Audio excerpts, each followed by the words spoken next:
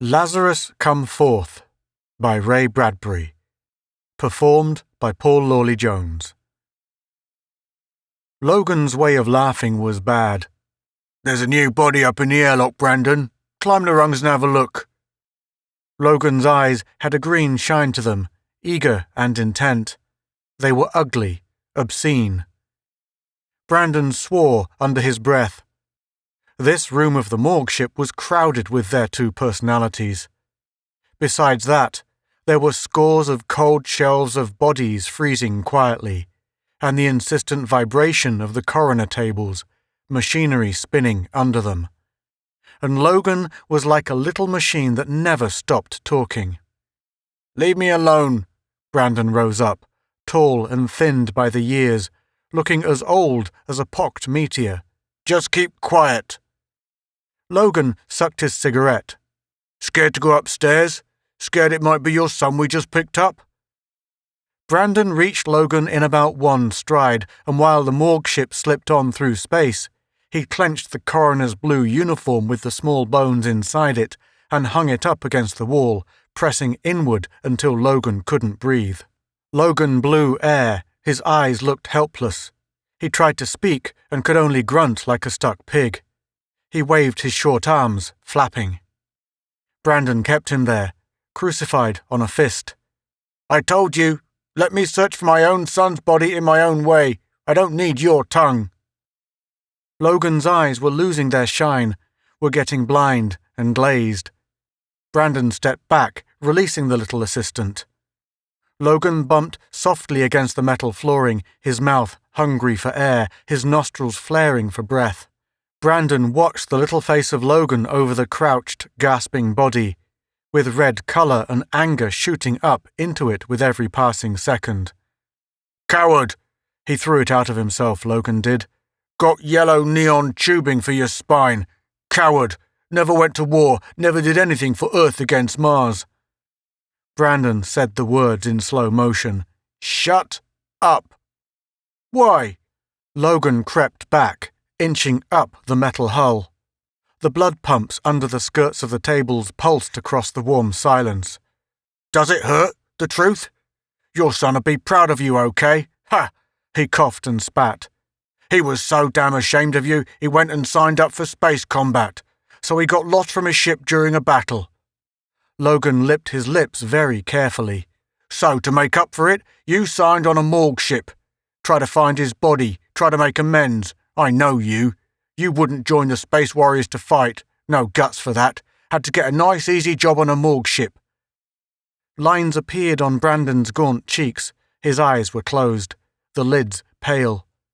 He said, and tried to believe it himself, "Someone has to pick up the bodies after the battle. They can't go flying on forever in their own orbits. They deserve burial." The bitterness of Logan struck even deeper. "Who are you trying to convince?" He was on his feet now. "Me, it's different. I got a right to running this ship. I was in the other war." "You're a liar," Brandon retorted. "You hunted radium in the asteroids with a mineral tug. You took this morgue ship job so you could go right on hunting radium, picking up bodies on the side." Logan laughed softly, but not humorously. "So what? Least I'm no coward. I'll burn anybody gets in my way." He thought it over. "Unless," he added, "they give me a little money." Brandon turned away, feeling ill. He forced himself to climb up the rungs toward that airlock where that fresh body lay, newly stillborn from space by the retrieving claw. His palms let wet, shining prints on the rungs. His climbing feet made a soft noise in the cold metal silence. The body lay in the cold airlock's center, as thousands had lain before. Its posture was one of easy slumber, relaxed and not speaking ever again. Brandon took in his breath. Numbly he realized it was not his son. Every time a new body was found, he feared and yet hoped it would be Richard. Richard of the easy laughter and good smile and dark curly hair. Richard who was now floating off somewhere toward some far eternity. Brandon's eyes dilated. He went to his knees and, with efficient darts of his eyes, He covered the vital points of this strange uniform with the young body inside it. His heart pounded briefly, and when he got up again, he acted like he had been struck in the face. He walked unsteadily to the rungs. "Logan!" he called down the hole in a numbed voice. "Logan, come up here, quick!" Logan climbed lazily up, emitting grunts and smoke. "Look here," said Brandon, kneeling again by the body. Logan looked and didn't believe it. "Where in hell did you get that?" Lying there, the face of the body was like snow framed by the ebon black of the hair. The eyes were blue jewels caught in the snow. There were slender fingers reclining against the hips. But, most important of all, was the cut of the silver metal uniform, the grey leather belt and the bronze triangle over the silent heart with the numerals 51 on it. Logan held on to the rungs. 300 years old, he whispered it. 300 years old, he said. Yes, the numerals 51 were enough for Brandon. After all these centuries and in perfect condition, look how calm he is. Most corpse faces aren't pretty. Something happened 300 years ago, and he's been drifting alone ever since. Brandon caught his breath. What's wrong? Snapped Logan. This man, said Brandon wonderingly, committed suicide. How do you figure? There's not a mark of depression, centrifugal force, disintegrator, or Rayburn on him. He simply stepped out of a ship. Why should a scientist of the 51 Circle commit suicide?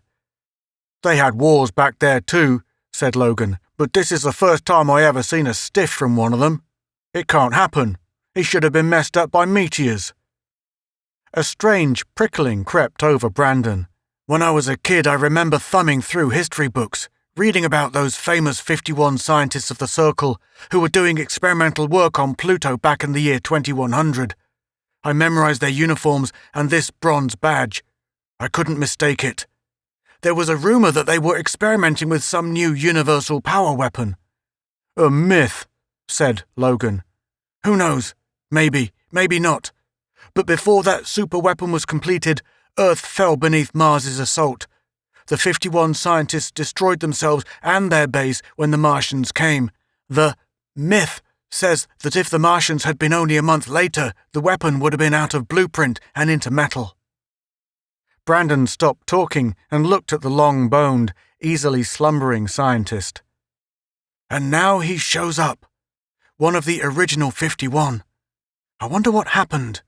Maybe he tried to reach Earth and had to leap into space to escape the Martians. Logan, we've got history with us, pulled in out of space, cold and stark under our hands. Logan laughed uneasily. Yeah, now if we only had that weapon, baby, that'd be something to sing about, by God. Brandon jerked. Logan looked at him. What's eating you? Brandon laid his fingers on the dead scientist's skull. Maybe, just maybe we have got the weapon, he said. His hand trembled. The coroner pumps throbbed warmly under the table, while manipulating tendrils darted swiftly, efficiently over the dead scientist's body. Brandon moved, too, like a machine. In a regular fury, he had forced Logan to hurry the body down into the preparations room, inject adrenaline, thermal units, apply the blood pump, and accomplish 1,000 other demanding and instantaneous tasks. Now, out of the way, Logan. You're more trouble than help. Logan stumbled back. Okay, don't get snotty. It won't work. I keep telling you, all these years. Brandon could see nothing. Logan's voice was muffled, far away.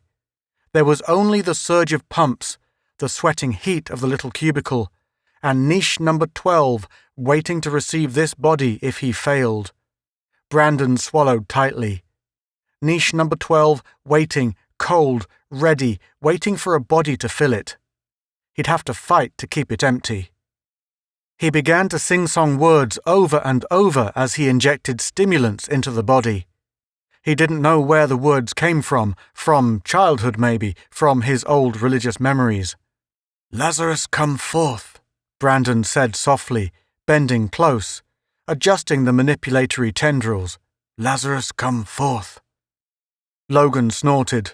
Lazarus? Will you can that? Brandon had to talk to himself. Inside his brain, he's got that energy weapon that Earth can use to end the war. It's been frozen in there 300 years. If we can thaw it out. Who ever heard of reviving a body after that long? He's perfectly preserved, perfectly frozen. Oh God, this is fate. I know it. I feel it. Come to find Richard, and I found something bigger. Lazarus. Lazarus, come forth from the tomb.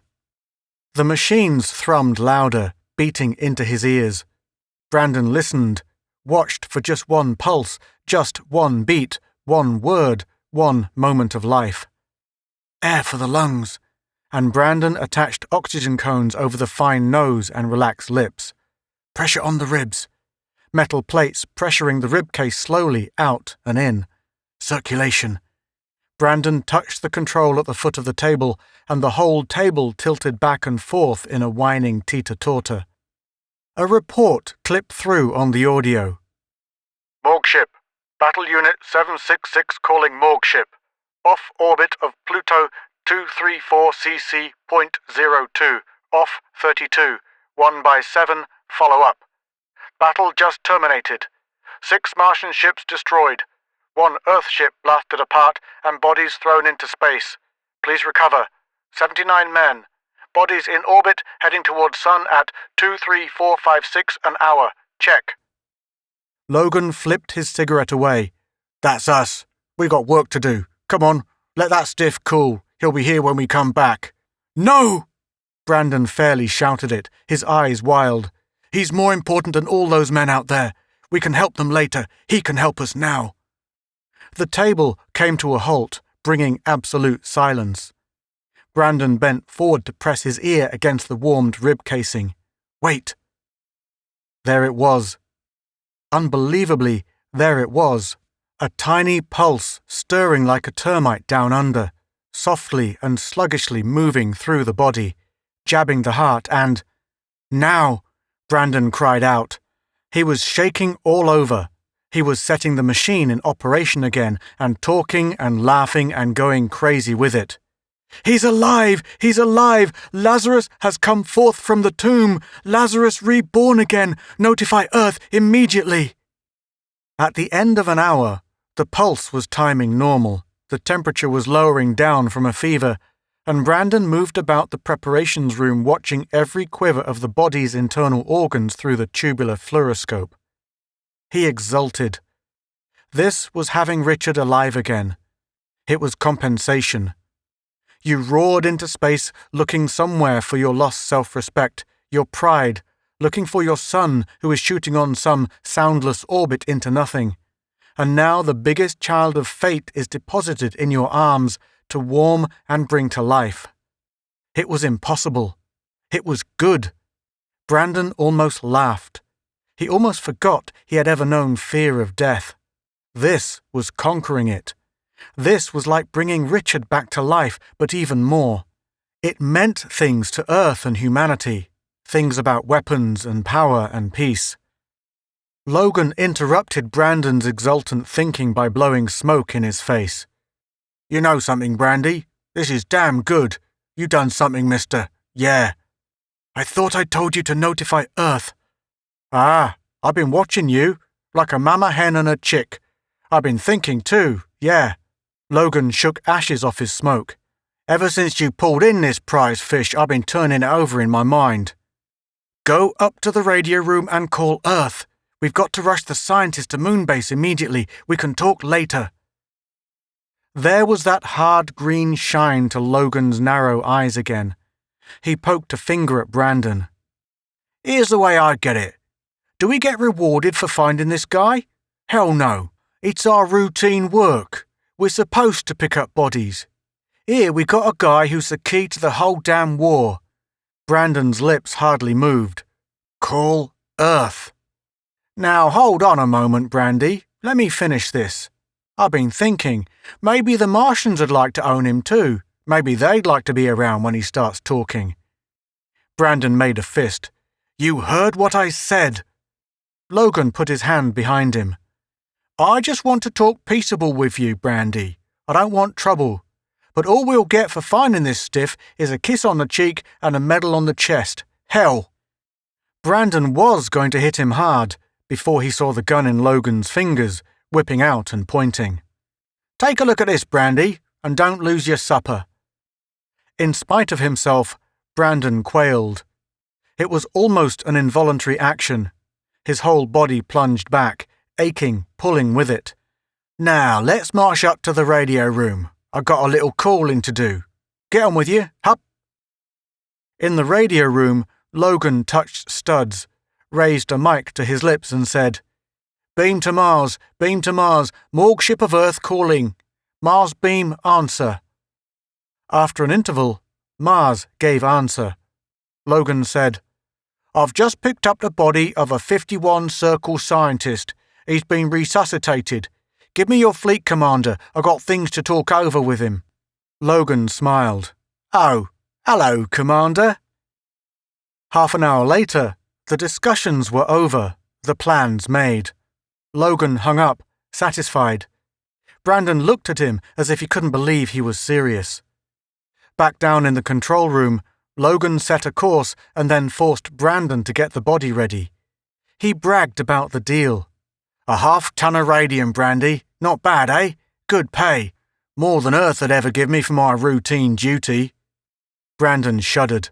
"You fool! The Martians will kill us."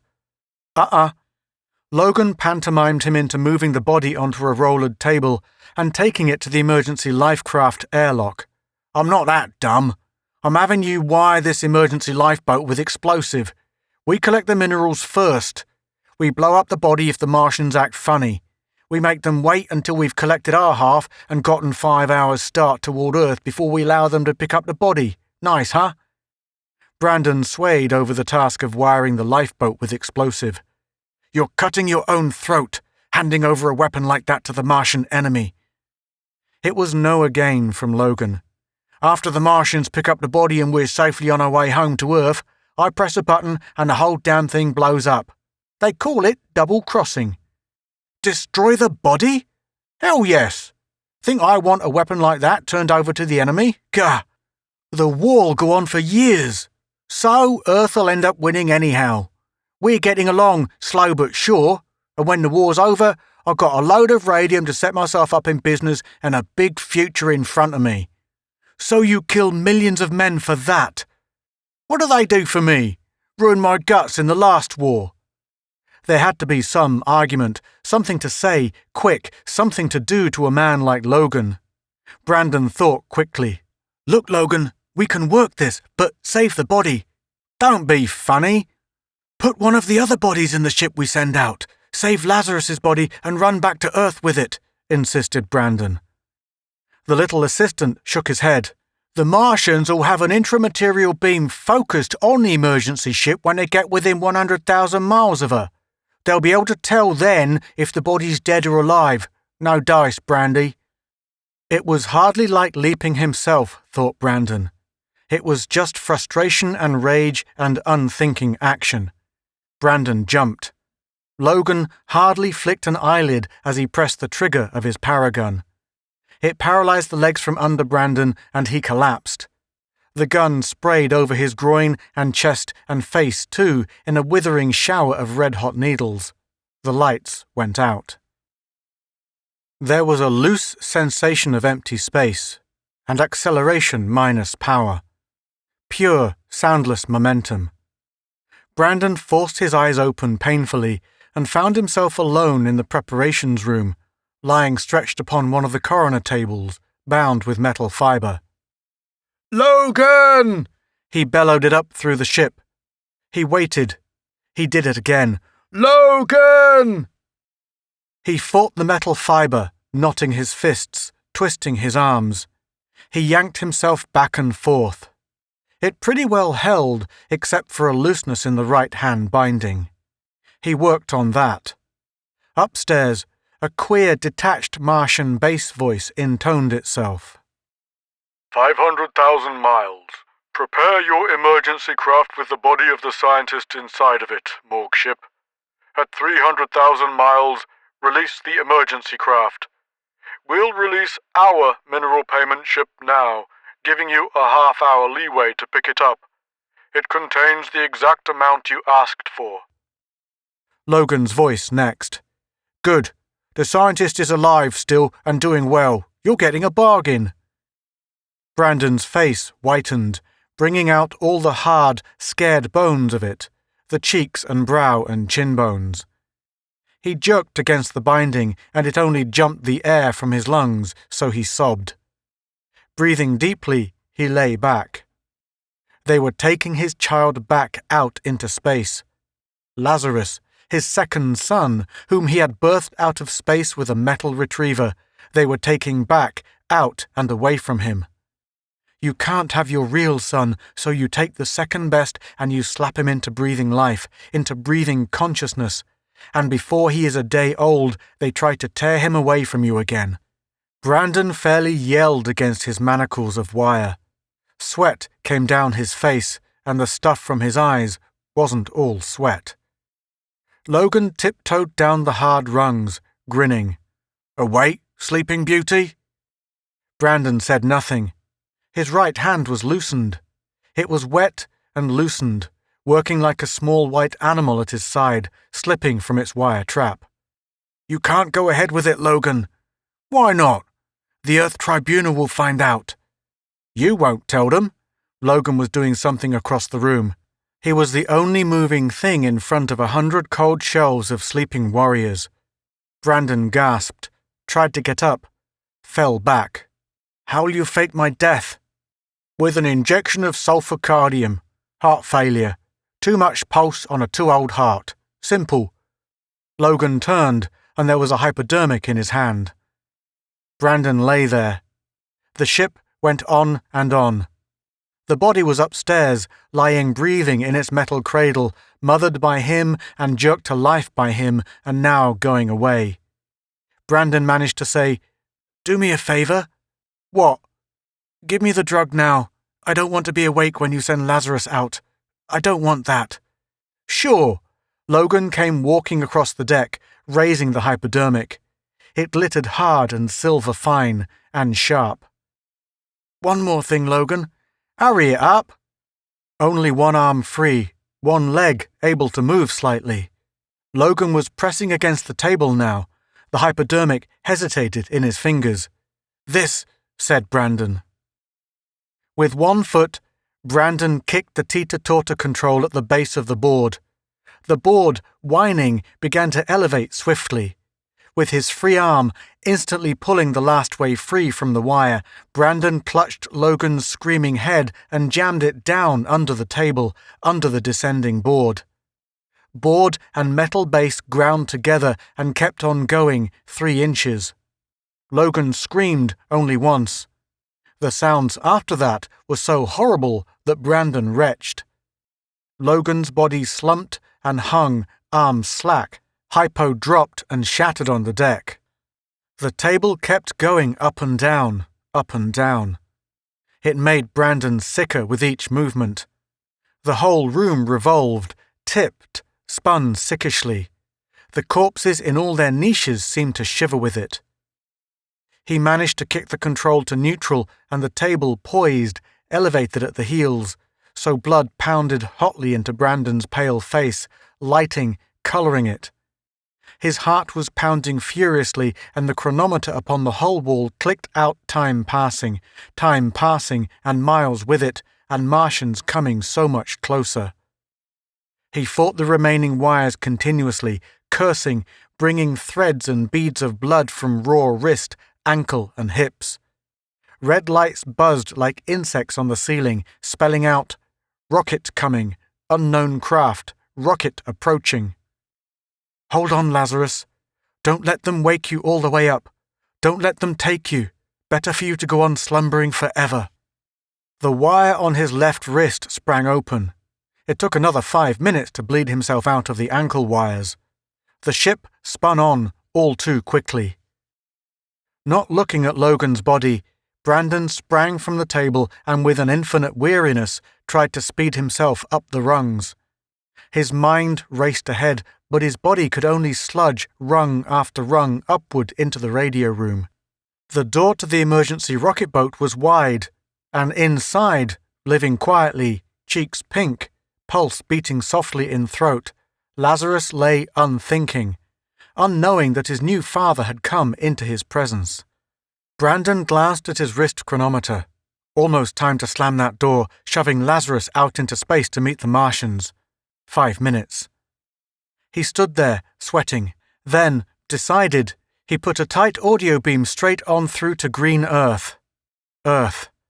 Morgue ship coming home, morgue ship coming home, important cargo, please meet us off the moon.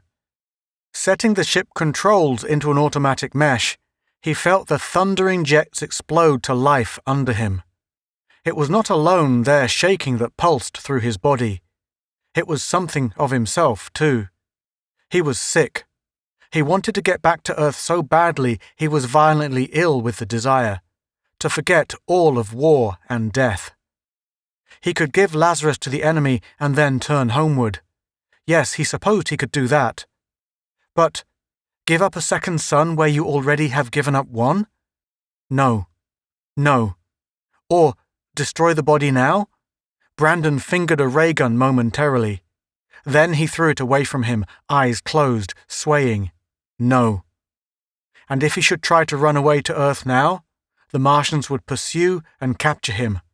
There was no speed in a morgue ship to outdistance superior craft. Brandon walked unsteadily to the side of the sleeping scientist. He watched him a moment, touching him, looking at him with a lost light in his eyes. Then he began the final preparations, lifting the scientist, going toward the life rocket. The Martians intercepted the emergency life rocket at 5199 CVZ. The morgue ship itself was nowhere visible. It had already completed its arc and was driving back toward Earth. The body of Lazarus was hurried into the hospital cubicle of the Martian rocket. The body was laid upon a table, and immediate efforts were made to bring it out of its centuries of rest. Lazarus reclined, silver uniform belted across the middle with soft, mouse-grey leather, bronze symbol 51 over the heart. Breathlessly, the Martians crowded in about the body, probing, examining, trying, waiting. The room got very warm. The little purple eyes blinked, hot and tensed. Lazarus was breathing deeply now, sighing into full aware life, Lazarus coming from the tomb. After 300 years of avoiding death. Armed guards stood on both sides of the medical table, weapons poised, torture mechanisms ready to make Lazarus speak if he refused to tell. The eyes of Lazarus fluttered open. Lazarus, out of the tomb, Lazarus, seeing his companions, iris widening upon itself, forcing shape out of mist. Seeing the curious blue skulls of anxious Martians collected in a watching crowd about him. Lazarus living, breathing, ready to speak.